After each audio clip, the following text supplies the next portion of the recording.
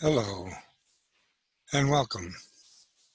Today we're going to take a new look at old maps, the islands, the prior plantations, and the provisioning of the African maritime trade. It should go without saying, but nonetheless, it's very important to keep in mind that all maps are representations. That is to say, they are representations, presentations of selected features about reality to convey information and assert that certain things are true and real. For this reason, maps of any region or any period or any subject contain a great deal of information, both intended as well as unintended,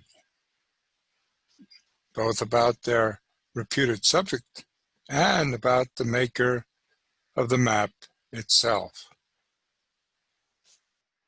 This is what makes maps, all maps, such intriguing and important historical documents, different from all the rest.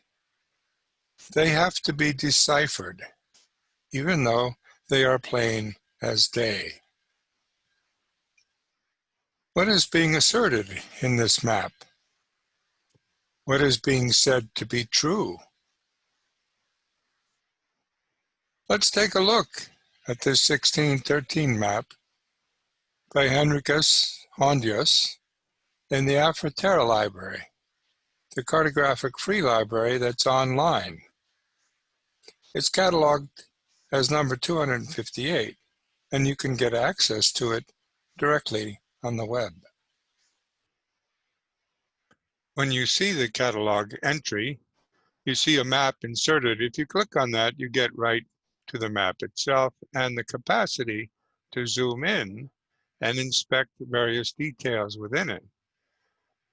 In this case, if you go over to the right-hand side of the map, you'll see three big representations of islands: the island of Fernando Po, the island of Principe, and the island of Saint Thomé, which has an indication of a citadel, a kind of city structure on its right-hand side or eastern side.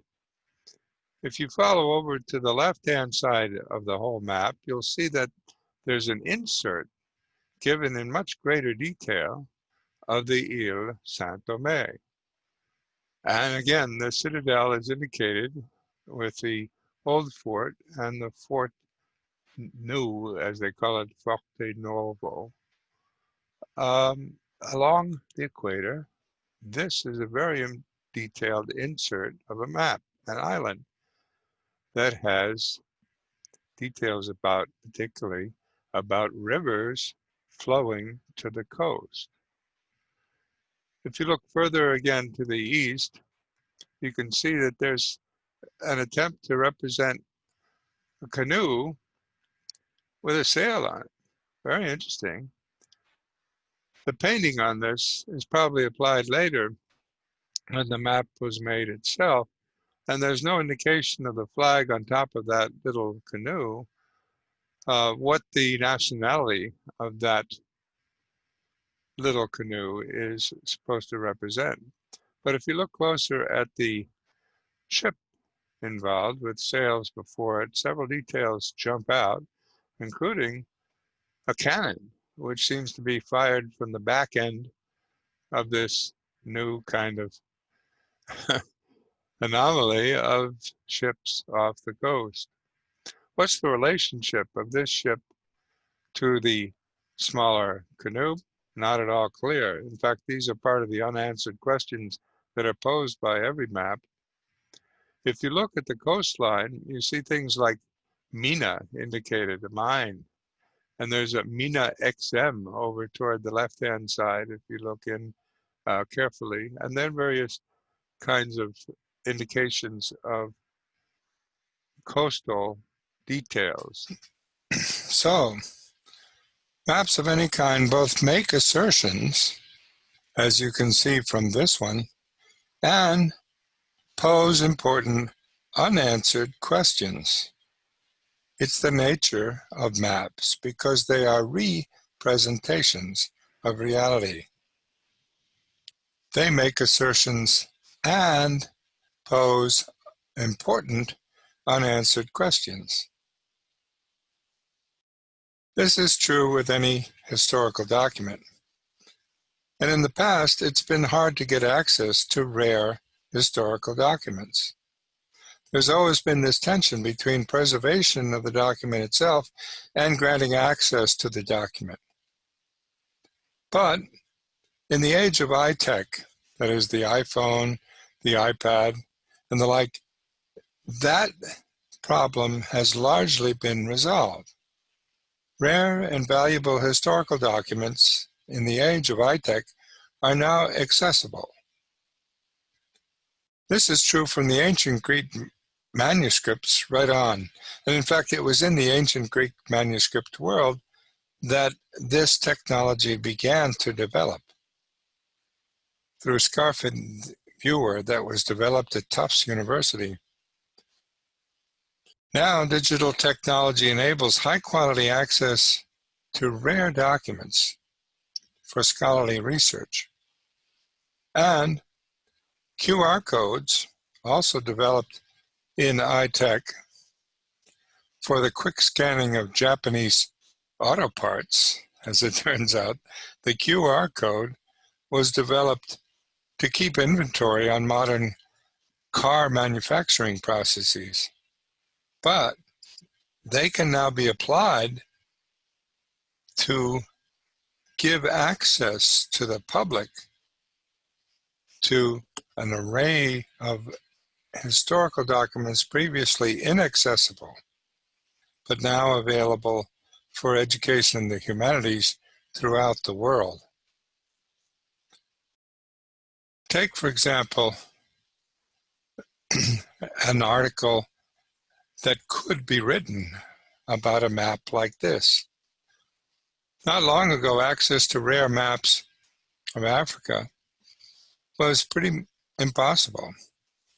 But now with iPhones and the internet, researchers and students from anywhere in the world can learn a great deal from the maps available through collections online like Afroterra, the cartographic free library.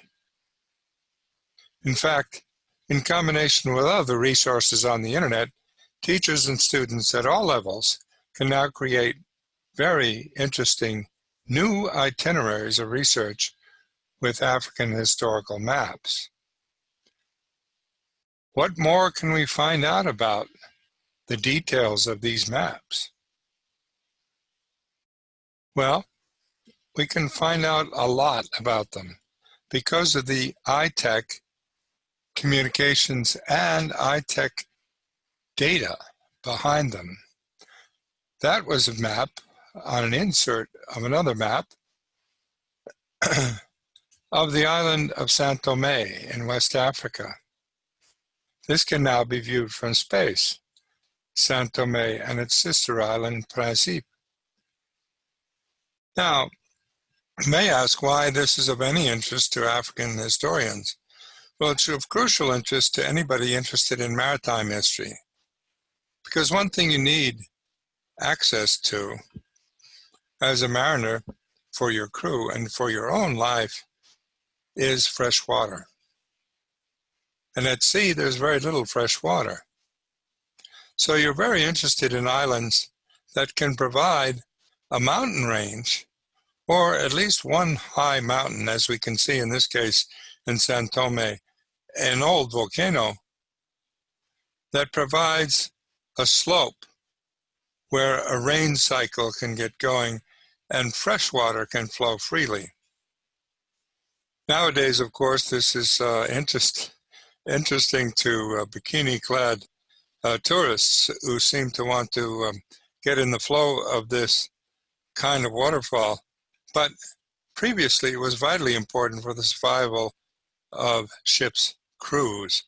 And it's not surprising that in the shadow of these volcanic islands, that stop the rain from passing clouds and create a downflow of fresh water, Europeans began to establish themselves on the coasts of these islands, not so much to control the island itself, but to control the water supply.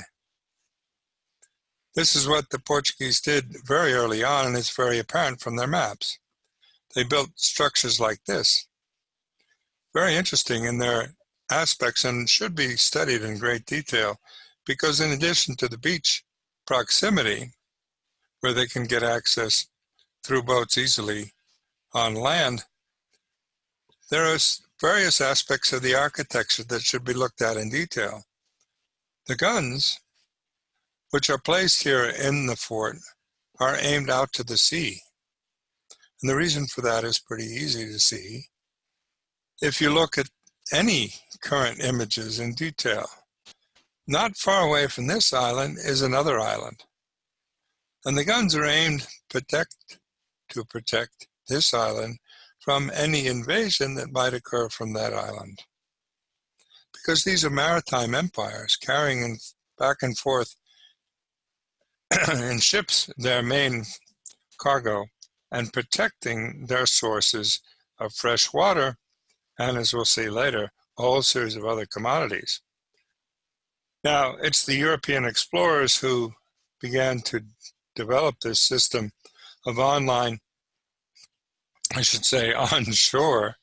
enclaves protected against rival Europeans that are memorialized in these statues.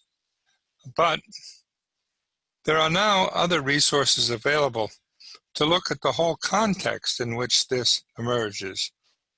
The BBC News system has recently hosted a multi-part series on the history of Africa with Zainab Badawi, one of their leading interviewers and foreign correspondents. They put it out in the World News edition of the BBC, available on many cable systems in the United States. It's worth taking a look at it. It's called The History of Africa with Zainab Badawi, and it looks at how the slave trade got going and what were its characteristics. It gives its various chapters different titles like Slavery and Suffering, but in addition, it gives a great deal of information, not just judgments about suffering and slavery, but very interesting information. Let's take a look. What can we now learn by combining this kind of resource from the BBC with a virtual exploration of some important historical maps and images of Africa from Afroterra and other online digitized documentary archives?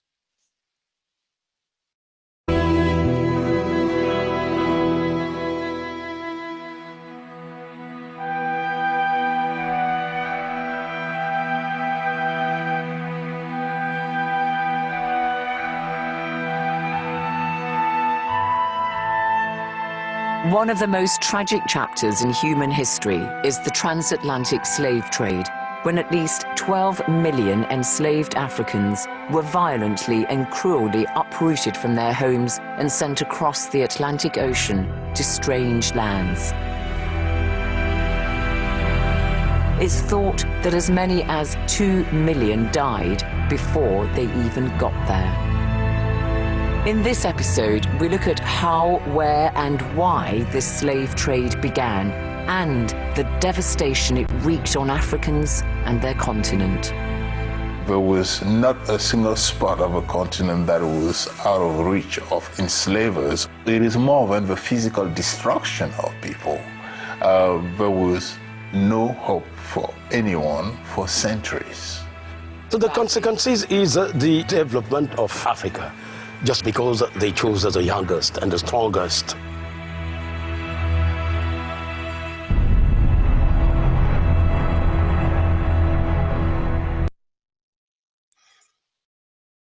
Well, we learn right off the bat that the BBC has drawn upon the insights of African scholars.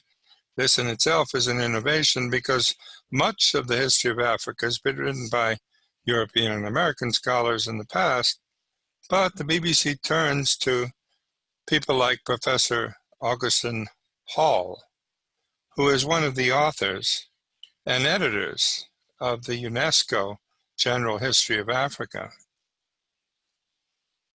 He leads them through some insights about the emerging slave trade in West Africa. They call as well upon Professor Piri from the University of Zambia and Professors Perby and Sutherland Addy from the University of Ghana, both of whom add a great deal to our understanding of slavery in Africa at the time of European contact and over the years, one should say decades, one needs to say centuries, of the slave trade. We've learned then from the BBC program, if nowhere else, that the slave trade evolved over time and involved initially an agreement on the part of the Spanish Empire to contract the Portuguese to provide slaves for the New World. And others got involved in the slave trade on a regular basis after that. The English in 1562, the Dutch officially in 1626, but in fact they were engaged before that in the slave trade with the New World. France in the 1640s. Once again, the date needs to be investigated. And then Denmark and Sweden. Virtually every European power with a maritime presence became engaged in the slave trade. Over time, this meant that there were transformations in slavery in Africa itself. This is not surprising. And in fact, Paul Lovejoy has done a very good job of delineating the differences over time. As you can see, even he has had to revise his own statements. Early on, there's a preface to the first edition, and then a preface to the second edition, then a preface to the third edition. Actually, this is a good indication of a scholar who knows the importance of evolving knowledge and gives credit to the fact that it needs to be re-presented when new data is available. He focuses on Africa and slavery and the frontiers of Islam prior to European dominance of the maritime trade, and then the export of trade in slaves from 1600 to 1800. These are rather ballpark numbers given in rather century terms, not precise on either end, but you get the idea. There's a progression in the notion of what slavery is along the coast of West Africa as Europeans engage in different forms of trade. Then there's the enslavement of Africans from 1600 to 1800, largely having to do with the way slaves are enslaved within the African continent and how that evolves in response to the changing nature of the European demand on the coast. Now, that changes rather radically over time, and it's been studied by several historians like Randy Sparks, who've looked into various coastal ports as a place where, in effect, local populations took control in some respects of the terms of trade. As he says it in his subtitle, An African Port in the Era of the Slave Trade. He looks at the transactions that go on within port of Fort Williams on the coast of the Gold Coast at the time, and argues in a book called Where the Negroes Are Masters that there was a great deal of local agency in this trade, not simply one of European domination. There is a very interesting denouement to the slave trade during the legitimate trade of the 19th century. And Paul ends his assessment of slavery in Africa with a slavery assessment in the political economy of Africa. Well, it's a fascinating book, and you all ought to get hold of copies of it to see how slavery, in effect, evolved in reference to the slave trade. But in a way, it's worth examining why and how the European maritime empires emerged in the first place, and maps can help us understand this. Not just how it evolved within the slave trading period, but why did it get going? Well, to understand the emergence of the maritime empires of Europe, you need to understand the history of the control of the Mediterranean. It was dominated by Christian populations by the year 600 AD. In effect, Christian populations lived all around it. As one of the Greek philosophers referred to it, the Greek populations, in effect, lived on many of these shores and were, as he said it, toads or frogs on the edge of a pond. All of this changed radically, and it's important to understand how fast this changed. By 710 AD, that's just 110 years later, much of the Mediterranean came to be dominated by Muslim political leaders because of the remarkably swift conquests of Arab populations with the military deployment of the camel. Coming out of the Arabian Peninsula, deploying the camel as a mobile military force, they expanded their empire within just 110 years from the previous depicted map of European dominance by Christian sources around the Mediterranean to dominance by Arab sources all along the southern Mediterranean. And watch this. After 710 AD, by 733 AD, they had conquered the majority of the Iberian Peninsula. Just 13 years after this, 23 years later, in 733, basically they had conquered much of the European territory and cut off the European access to the Mediterranean very effectively. Now, this provoked the Spanish Reconquista, that is, the effort to regain control over the Iberian Peninsula, to push back the green portions of this map. Take a look at how this took place. It was a long struggle. Muslim rulers dominated Spain for much of 650 years, but eventually they were, in a series of long and protracted conflicts, pushed back off the peninsula by Spain and Portugal. This is the kind of chronology of that pushback, right down to Granada, the last holdouts. And you can see which colors represent which years for the advancement of the Reconquista of the Spanish and Iberian Peninsula. It's not until, as it turns out, 1492 that Gibraltar and Granada are completely reoccupied by the Iberian populations, and the Arab populations are pushed down into North Africa. Now note that Lisbon over here in Portugal has been liberated somewhat earlier, back at the beginning of the 13th century.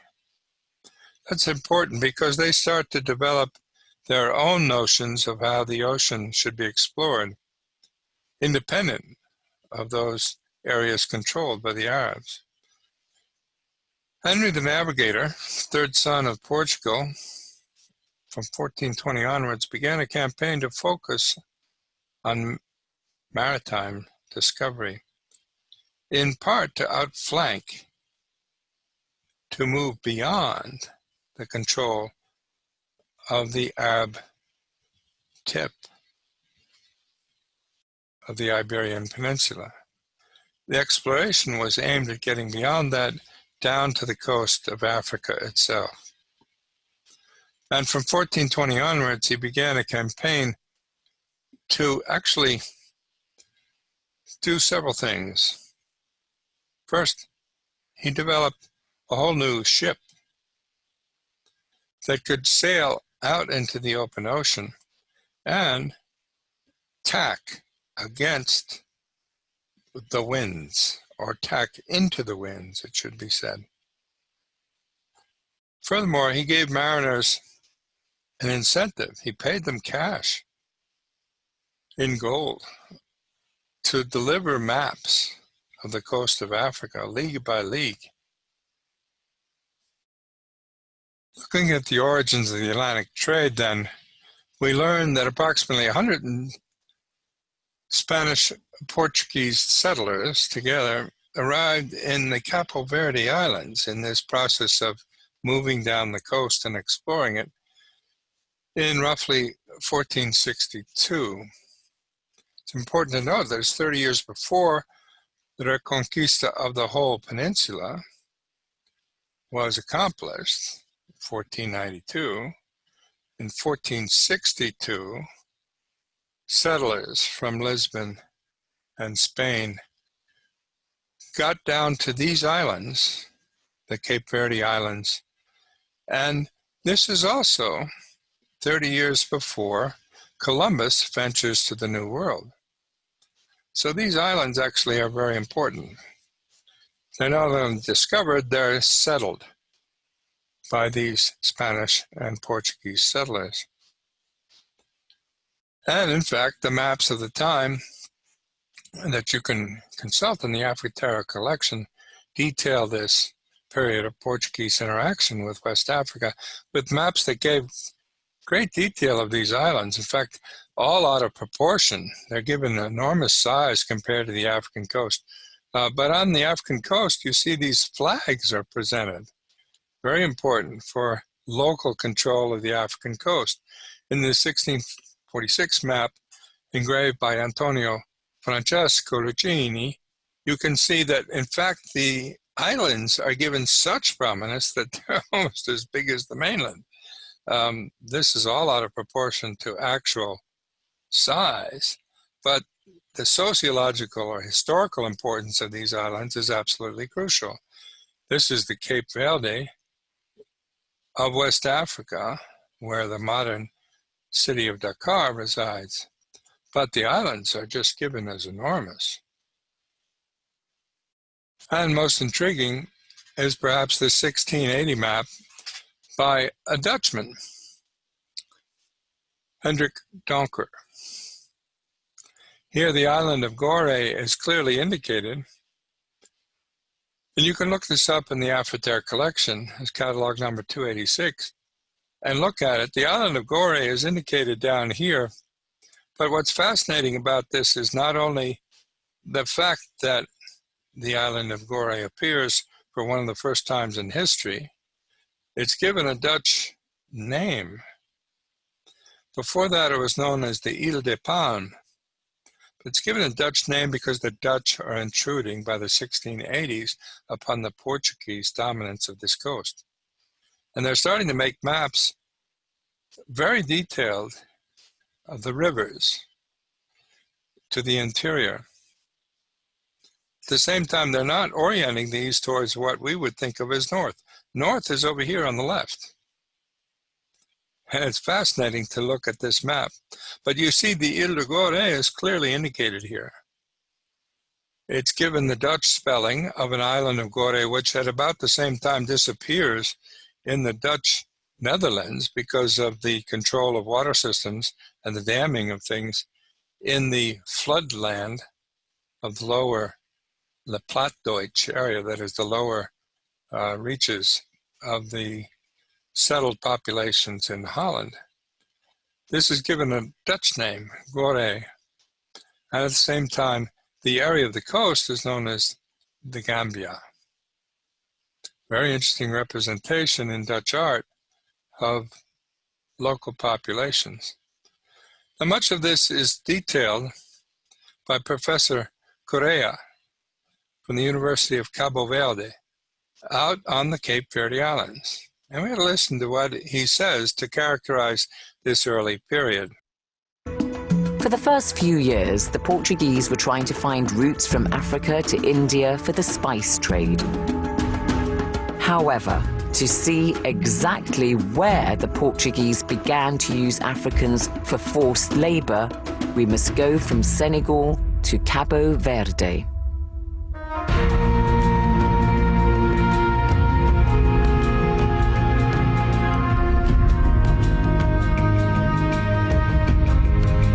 About 500 kilometers off the coast of Senegal is Cabo Verde, sometimes called Cape Verde. This is made up of 10 islands, all but one inhabited, and this is Praia, the capital, on the biggest island, Santiago. Cabo Verde is Africa's most western point. It lies on the Atlantic Ocean crossroads linking Africa, Europe, and the Americas. This gave it a strategic position, a significance not lost on the Portuguese.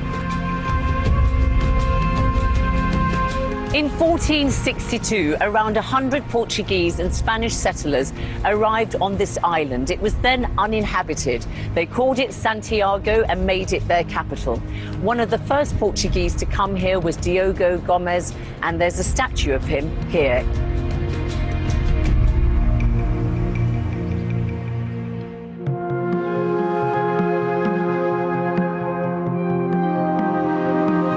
Portuguese traders built settlements in Cabo Verde, like here in the old town of Santiago, a UNESCO World Heritage Site. Just off the main square is Rua de Banana, a narrow cobbled road with single-story thatched cottages dating back to the 16th century.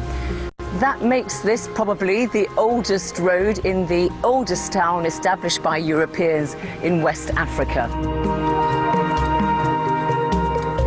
Antonio Monteiro and his partner Nina Ferreira have lived here most of their lives, and Antonio says his family have owned this house for generations. Hello, nice to see you. Oi, oi, oi. So this is your home? Casa que ali, Nerdal, na minha dona, na minha mãe de minha mãe, que Nerdal. Minha mãe mora, já me que fica com. The Portuguese grew food crops for themselves and reared domestic animals, but they also wanted to make money. So they decided to plant crops like sugarcane and cotton for export. And for that, they needed an unpaid labor force. So thousands of Africans were brought in from some of the main communities of West Africa, like the Wolof. Professor Antonio Correa is one of Cabo Verde's foremost historians on the transatlantic slave trade. Os portugueses vieram atrás de mão de obra, de ouro e mão de obra.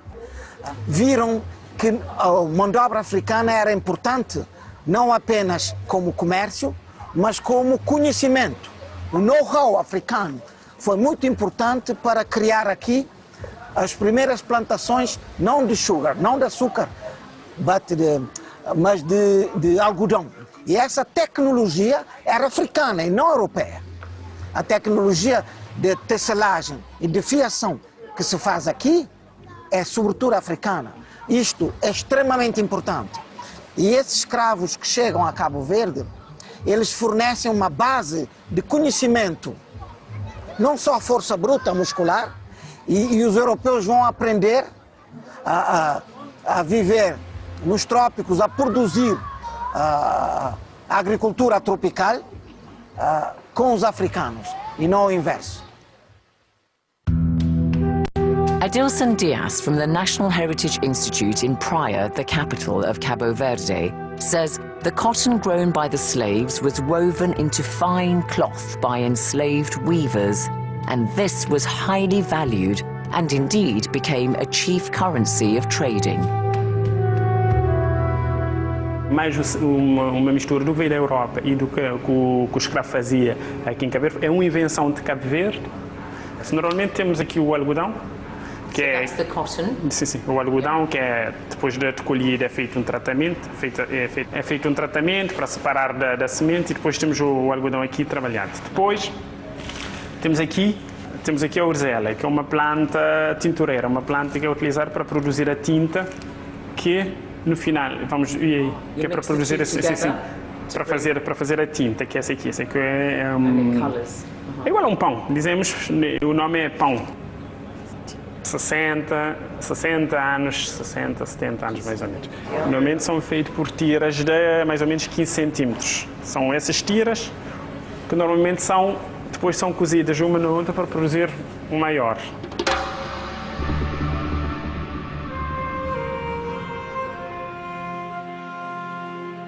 However, the supply of cotton and foodstuffs from Cabo Verde was not profitable enough for the Portuguese settlers, so they turned to two other activities.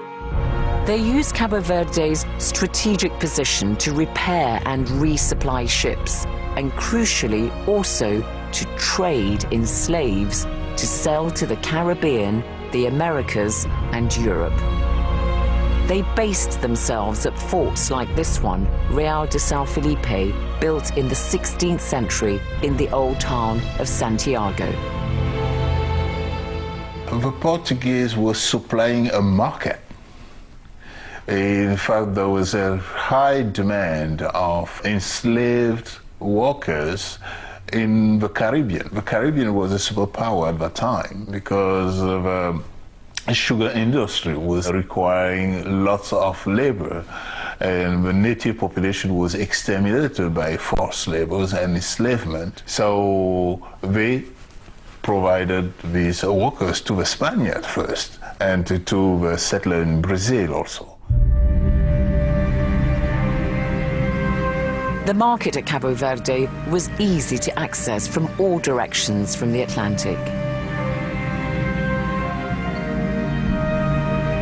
This marble column in the main square of the old town of Santiago is where enslaved Africans were brought from the mainland of West Africa to be sold by Portuguese traders. Slaves who were considered to be disobedient might have been tortured here or even executed.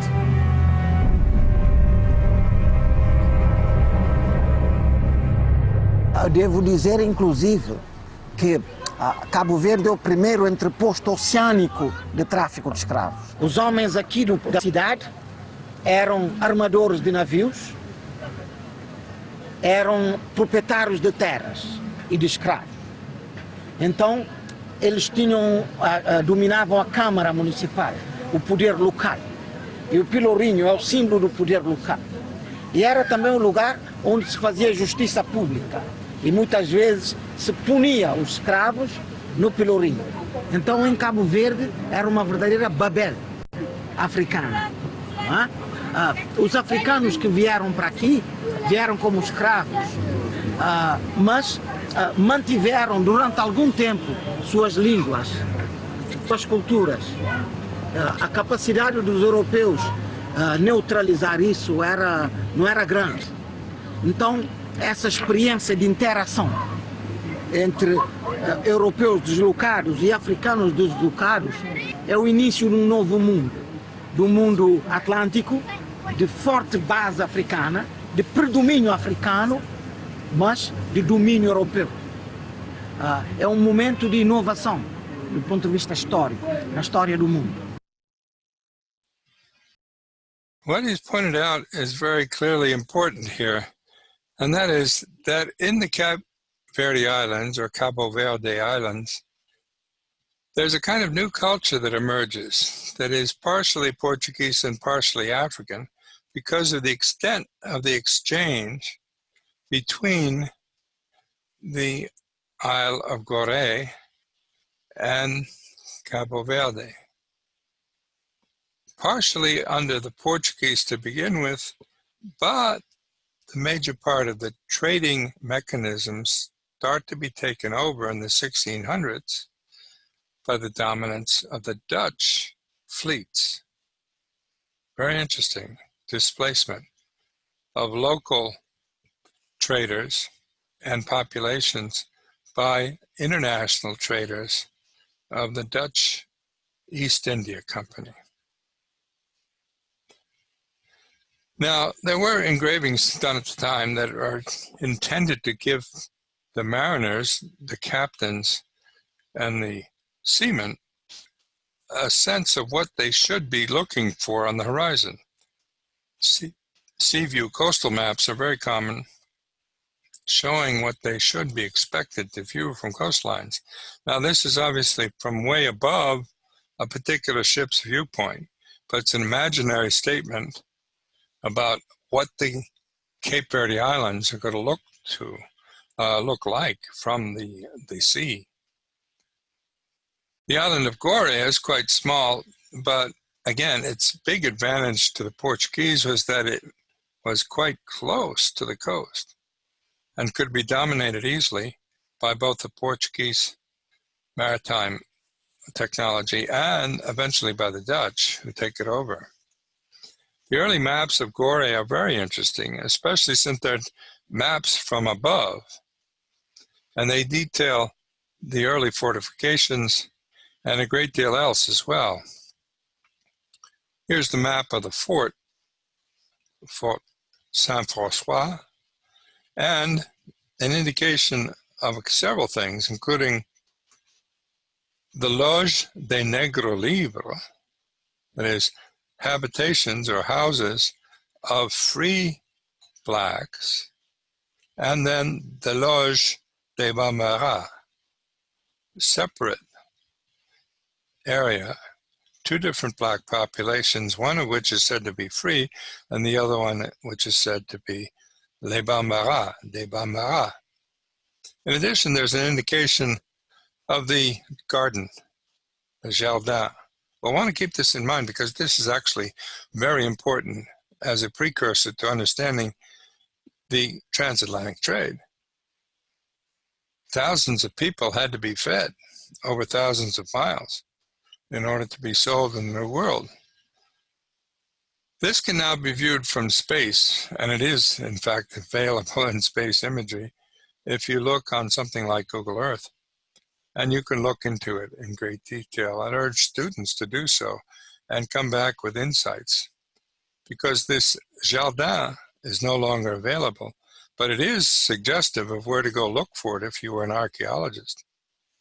More detailed maps start to emerge, both with the ocean views and with very careful delineation, in this case an English map, plan of the island of Gorée, which again makes the distinction between the village of freed blacks, or free blacks, I shouldn't say freed, they had never been enslaved, and the Bambara, who are apparently enslaved. And the garden is indicated, and the presence of the fort. These maps get more and more detailed. The Portuguese began exporting enslaved Africans from Cabo Verde from around 1510. A short time later, on the Atlantic coast of mainland Africa, they also established a big slave trade center on the Ile de Gorée. It's impossible to know exactly how many enslaved Africans passed through here, but the island was basically a warehouse consisting of more than a dozen slave houses. I visit one of the best known of these, the House of Slaves. Amongst its most striking features is the door of no return, the point of departure across the ocean.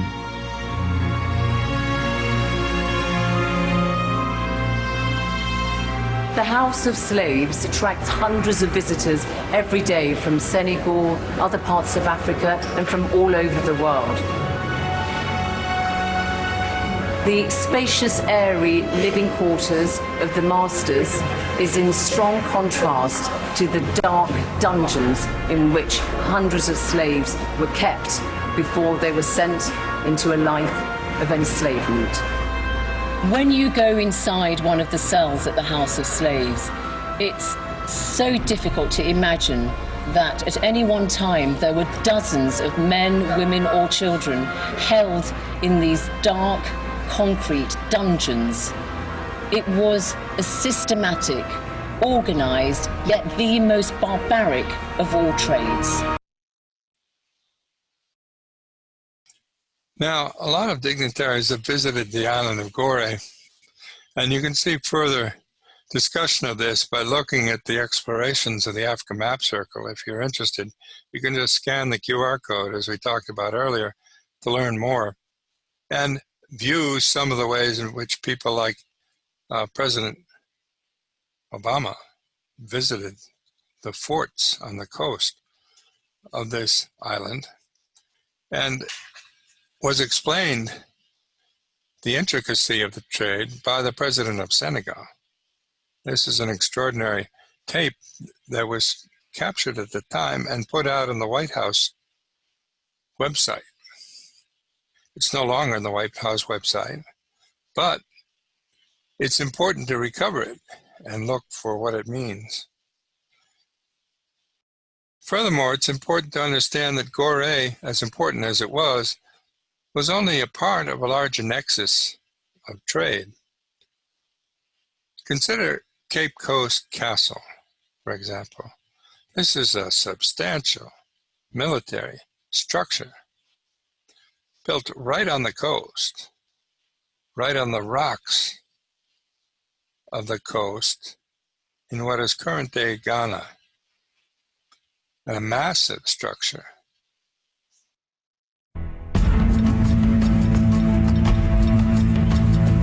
The transatlantic slave trade that existed between the 16th and 19th centuries was as catastrophic as it was extensive.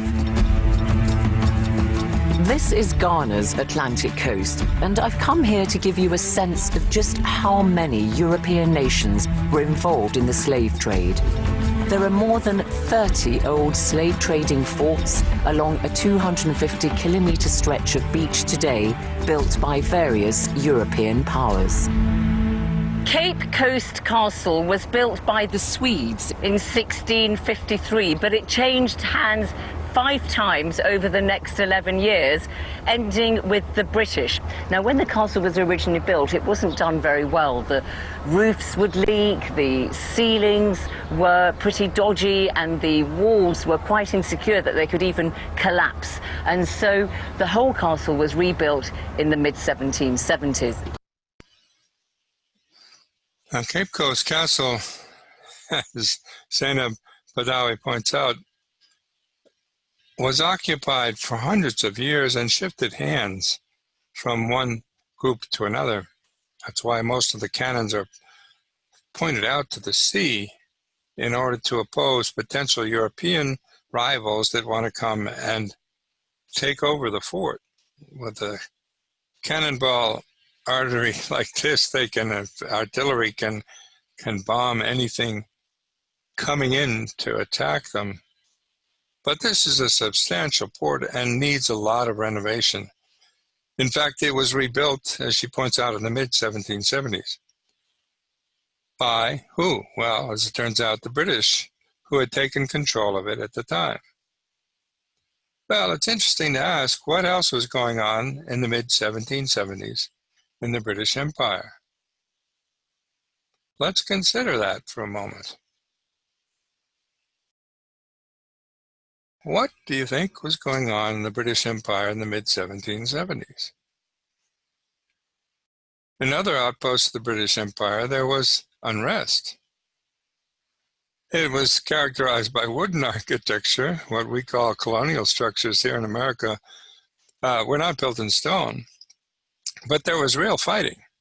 And in fact, people got themselves organized in groups called the Minutemen, as you can learn if you go to Lexington or Concord in the New England state of Massachusetts and take a look at what happened in the early part of the American Revolution. In fact, they've written that part in stone. It's not carved in wood. They write that in wood. Their buildings are in wood, but their written material is written in stone. Stand your ground. Don't fire unless fired upon. But if they mean to have a war, let it begin here, said Captain Parker.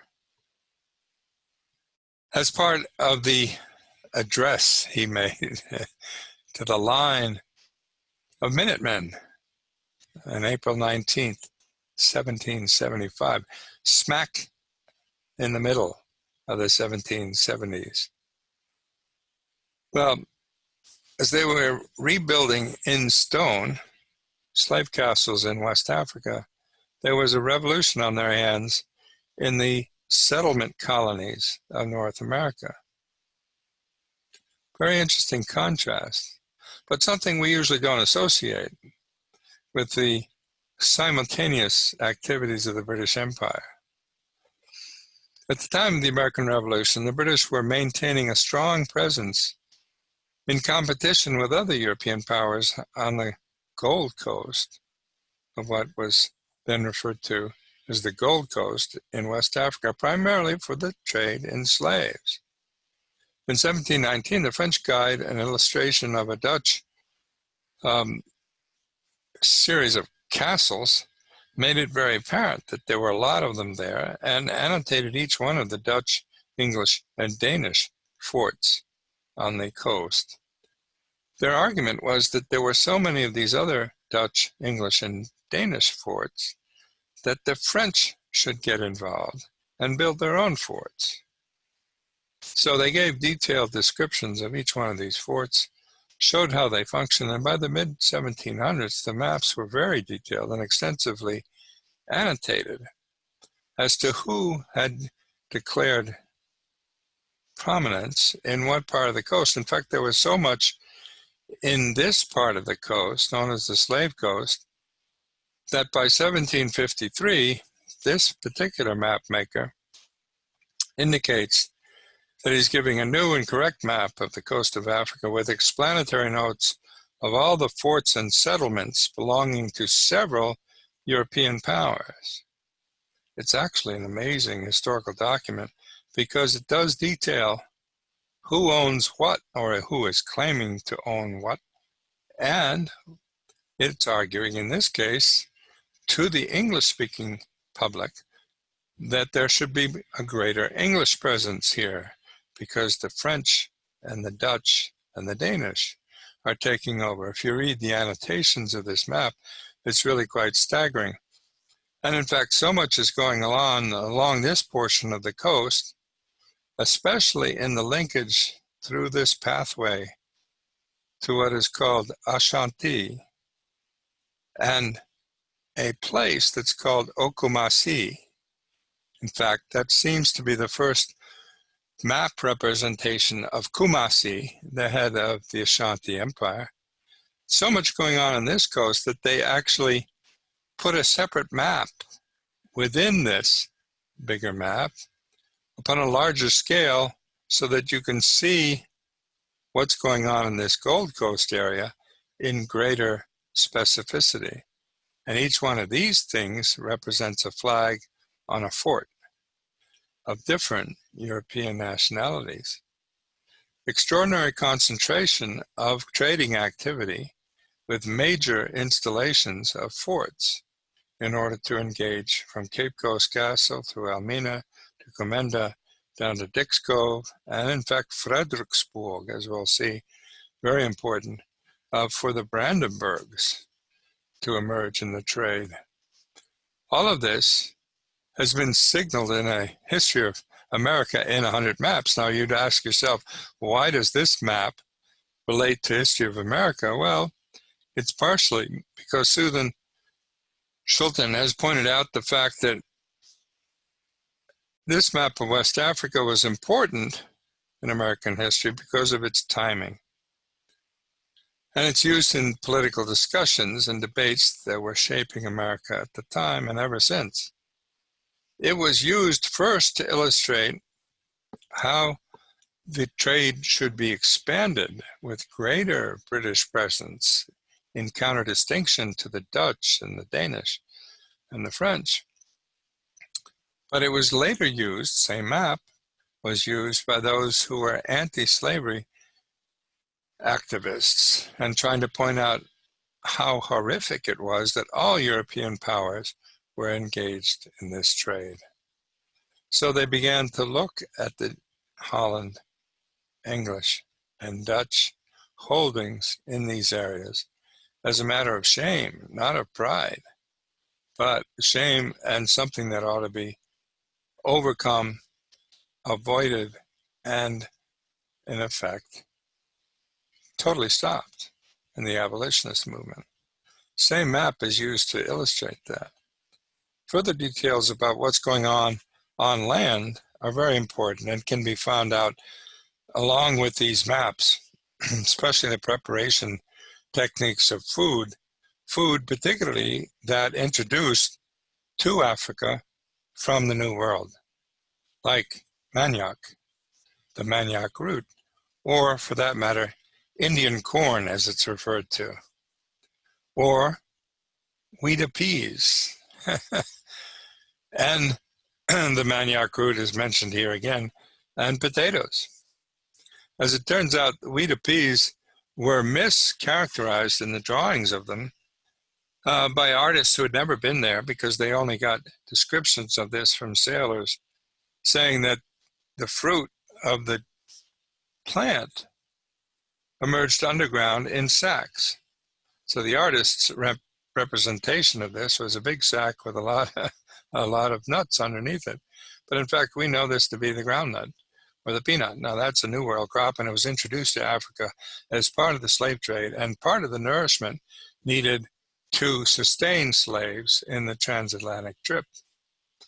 That whole question of the economy of provisioning these slave trading ships is very interesting. And there are some indications from some of the engravings, like this one, showing fishing canoes at Mina. Mina is a fort known as El Mina, built initially by the Portuguese in 1482, but subsequently occupied by several different powers, including the Dutch. But in this indication of an English engraving indicates that fishing canoes at Mina of 500 or 600 at a time were out there fishing. Well, you can bet it wasn't just for the local markets that they're doing this. They're fishing in order to dry the fish and make it available to the Europeans who are ready to purchase it to make a source of food for them in the transatlantic trip. At the same time, there's an indication in the picture below this, part B, that Negro canoes are carrying slaves out on board of ships at Manfro. Manfro is the castle here and the trading fort, and here are the enslaved populations on this end of the boat being paddled out by others on this end of the boat to be sold on the ships to be taken across the Atlantic. Now these were substantial structures, not built in a day. When you say something like this fort was built in 1482, not quite. You don't finish something like this in 1 year flat, and it's not Europeans who build it. You can bet it's local populations that are building it under considerable coercion. In addition, there's a great deal of elaboration and development of the interior structure of these fortresses. Some of this is given in the details up in the corner of these maps, so you can look at the detail of the interior of the fort. But even more interesting and harder to come by is information about how that fort, depicted here, is a pretty big structure, and you can see it's a fairly big structure. But in the insert, in the other part of the diagram, indicates how small it is compared to the Cape Coast Gardens. The gardens are crucial here because, like the fish, which are being prepared for the transatlantic voyage, the gardens produce food. These are the prior plantations. Plantations that are the first multinational food corporations established by the Dutch East India Company in order to provision the ships to make the transatlantic journey. It doesn't do you any good to show up in the New World with a bunch of slaves that don't look very healthy and in fact are on the verge of starvation. You've got to feed them fairly well. And in fact, what you do is keep them in the castles until they've proved themselves capable of living on New World crops. Other maps indicate these prior plantations as well. They were widespread and important in all of Africa. Take a look at this map in Afroterra, number 927 in their catalog. This is a map of South Africa. Once again, north is indicated here to the left. This is Robben Island, and this is Table Bay, and as you look into it, you can zoom into it in Afroterra, you can see that the fort is located here. But once again, the fort is right next to a series of gardens which are much bigger than the fort, and in fact grow the food for the passing ships and their cargo, in this case slaves. The French got very interested in this Dutch fort and did a series in French of their own diagrams of what was going on not only in the fort but in the gardens. And you can look in detail at their assessment of what they call le jardin de la compagnie. The compagnie is the Dutch East India Company, where there's a great deal of experimentation going on, trying out new crops that the Dutch are in touch with in their East Asian empire. South Africa has sometimes been referred to as the cabbage patch on the way to India. That's the way the English referred to it in the 19th century. But the Dutch were quite interested in it prior to that, as well as an area for agricultural experimentation, in part to make sure that they could make the transatlantic voyage to the New World. Stopping here in South Africa, then in West Africa at Cape Coast Castle, and then to the New World.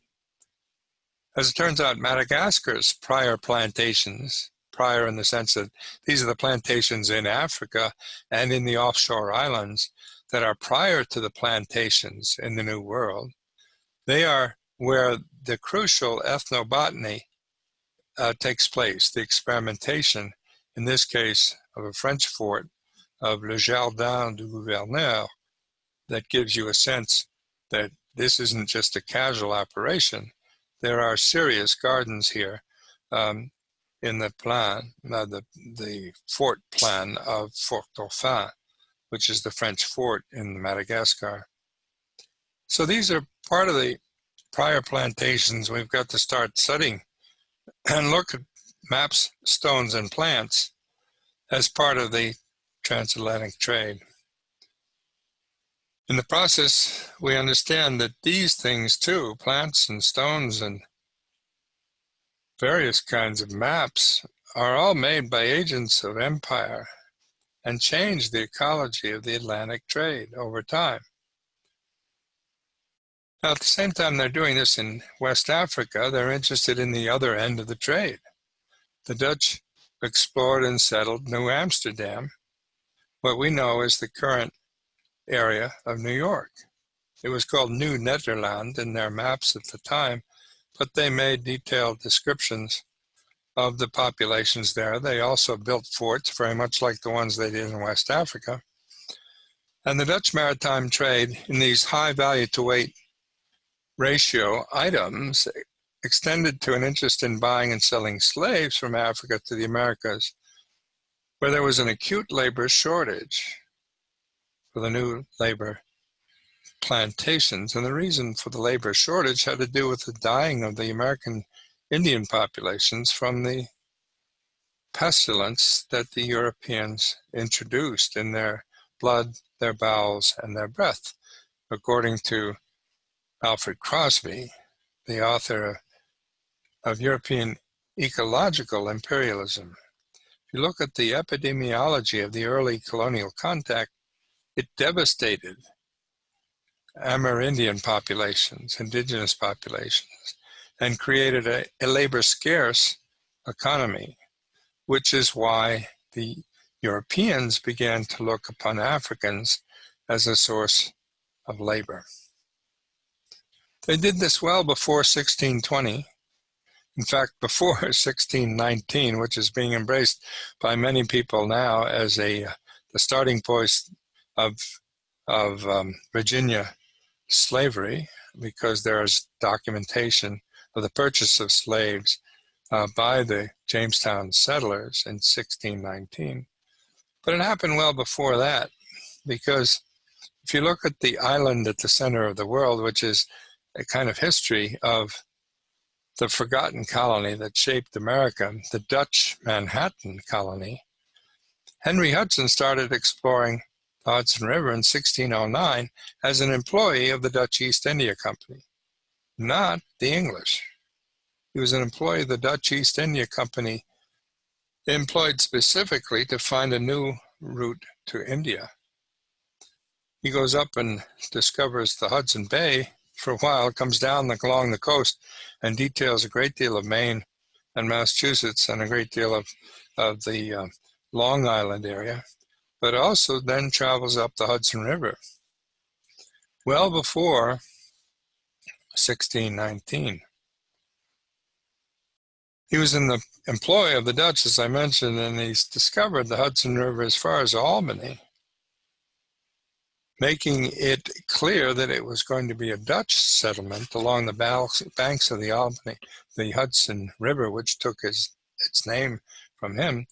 But new settlers came to settle this territory as an outpost, and they traded from a fort down on the end of an island known as Manhattan, and they created a wall, which later becomes known as Wall Street, and they had canals, which later become known as canal streets. But in effect, the Dutch dominated this area for several decades, and it was ultimately traded by the Dutch to the English for the Dutch holdings in the Spitz Islands. But the early Dutch maps are very interesting to look at in detail. They call it Novi België, that is New Belgium. And you can see the detail from Maine right on down through what we call Massachusetts, Cape Cod, Long Island, Connecticut here, and an indication of the river that takes the name Hudson River. If you look at the cartouche, it's even more interesting, because the cartouche revealed not only the plan of the city of New Amsterdam down here, but also the illustration. Now, these are not photographs, these are illustrations, therefore artistic representations of the labor force that made all of this possible. Very clearly an African labor force in this new Novi België, as it's called, or New Amsterdam, as it later becomes known as, here, New Amsterdam.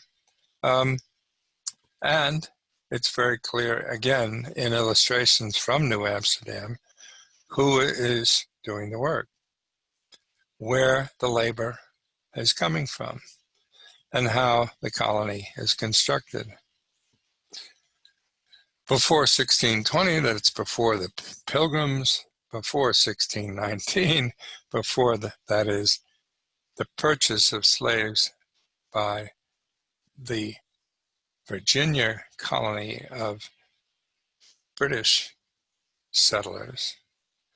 The Dutch are present, and we had to look at Dutch Manhattan as the source of slaves in the New World. Thank you very much for coming along and taking a new look at old maps.